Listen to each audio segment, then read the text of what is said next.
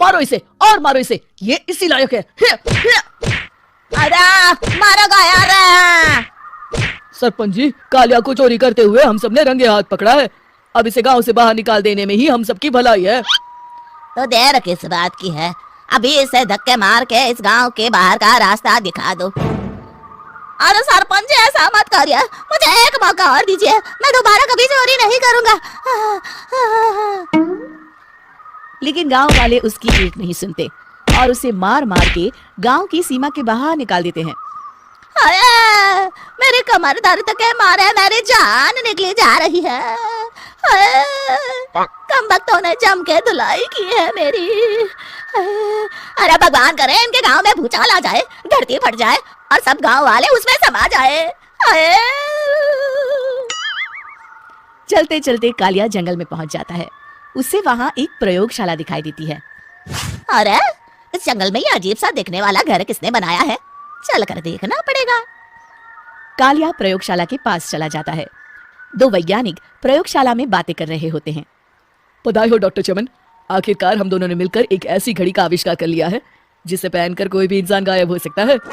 हाँ हाँ, तुमने बिल्कुल सही कहा डॉक्टर जमाटो। अब कल सुबह ही हम इस जंगल से निकल जाएंगे, लेकिन उससे पहले आज रात के खाने का बंदोबस्त करते हैं। हाँ हाँ, मुझे तो बड़ी जोरों से भूख लगी है, चलो चलते हैं। दोनों वैज्ञानिक वहां से चले जाते हैं। उनके जाते ही कालिया प्रयोगशाला में दाखिल होता है। अच्छा तो ये बात है। कालिया बड़े से कांच के अंदर रखी घड़ी को बाहर निकाल लेता है और अपनी कलाई पर बांध लेता है। फिर घड़ी में लगा बटन दबा देता है। कालिया को एक जोरदार झटका लगता है। कालिया अपने आप को आईने में देखता है तो उसका पूरा शरीर पूरी तरह से गायब हो चुका होता है। अब तो जो चाहे वो कर सकता हूँ। सबसे पहले मैं उन सभी को सबक सिखाऊंगा। गांव वालों, मैं आ रहा हूँ। कालिया गांव की ओर चल पड़ता है। थोड़ी देर के बाद दोनों वैज्ञानिक वहां आते हैं। अरे ये क्या, लगता है कोई हमारी घड़ी चुरा कर ले गया है। ये देखो पैरों के निशान। अब क्या होगा, अगर वो घड़ी किसी गलत हाथों में पड़ गई तो अनर्थ हो जाएगा। तुम चिंता मत करो, हमारी घड़ी में जो बैटरी लगी है ना, वो सिर्फ 24 घंटे चलेगी। उसके बाद वो घड़ी काम करना बंद कर देगी। उधर दूसरी तरफ गांव में सरपंच अपने घर में सो रहा होता है। तभी एक आहट से उसकी नींद खुल जाती है। अरे कौन है वहाँ? बड़े मजे से सो रहा है, आज मैं तुझे नहीं छोड़ूंगा। कालिया पास में पड़ा डंडा उठाकर सरपंच की पिटाई शुरू कर देता है। ये ले और ये ले, इसी लायक है, ले। आप मर गए। अरे अरे ये क्या हो रहा है? अरे अरे कोई बचाओ मुझे, मेरे घर में भूत आ गया है। सही कहा, मैं भूत ही तो हूँ, ये ले। अरे भूत जी, मैंने आपका क्या बिगाड़ा है, मुझे छोड़ दीजिए। आपको क्या चाहिए? तेरे घर में जितना भी पैसा है ना, मुझे ला कर दे दे, तब मैं तुझे छोड़ दूंगा और यहाँ से चला जाऊंगा। सरपंच अपनी तिजोरी से पैसे निकालकर एक बड़े कपड़े में बांधकर जमीन पर रख देता है और कालिया वो सारा पैसा लेकर वहां से चला जाता है। दूसरी तरफ जमींदार गांव के चौराहे पर खड़ा कुछ लोगों से बात कर रहा होता है। इस कमीने जमींदार ने भी मुझे बहुत पीटा था, इससे भी बदला लेना तो बनता है। हाँ? जमींदार अचानक अपने आप को चांटे मारने लगता है। अरे भाई ये क्या हो रहा है? जमींदार साहब अब ठीक तो है ना?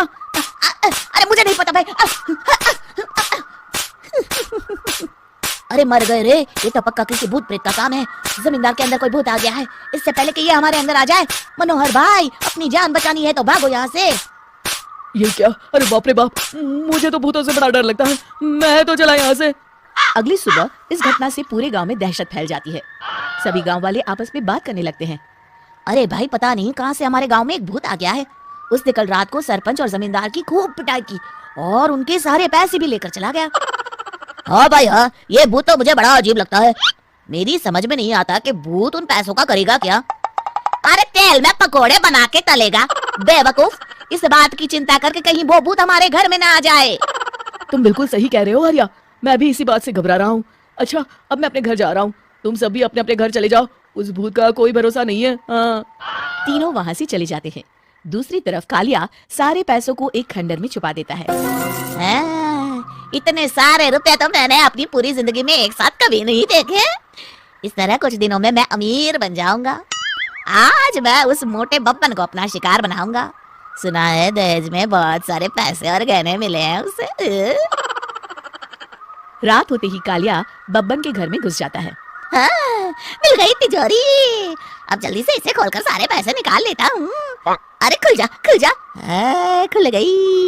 कालिया पैसे थैले में भरी रहा था कि तभी बब्बन उसके बगल में आकर खड़ा हो जाता है। भाई क्या कर रहा है हाँ? अरे हट। अरे तेरी इतनी हिम्मत, मैं तेरे सामने खड़ा हूँ और तू फिर भी मेरी तिजोरी से पैसे चुरा रहा है। अरे मैं तो गायब हूँ, तू मुझे कैसे देख रहा है? कालिया अपनी घड़ी को देखता है। अरे इसे क्या हो गया है? हाय, लगता है बैटरी खत्म हो गई। अच्छा तो आज मैं तेरी बैटरी अच्छे से चार्ज कर देता हूँ। अरे भाग्यवान, जरा मेरा डंडा तो लाना। ये मोटा मुझे नहीं छोड़ेगा। अरे भागो। कालिया भागकर घर के बाहर जाता है। बाहर सभी गांव वाले हाथ में डंडा लिए खड़े होते हैं। अच्छा तो तू वो भूत है। मुझे माफ कर दीजिए सरपंच जी, मैं आपके और जमींदार जी के सारे पैसे लौटा दूंगा और आज ही हमेशा के लिए ये गांव छोड़कर चला जाऊंगा। शिक्षा, बुराई ज्यादा दिन की मेहमान नहीं होती, एक दिन उसका अंत हो ही जाता है।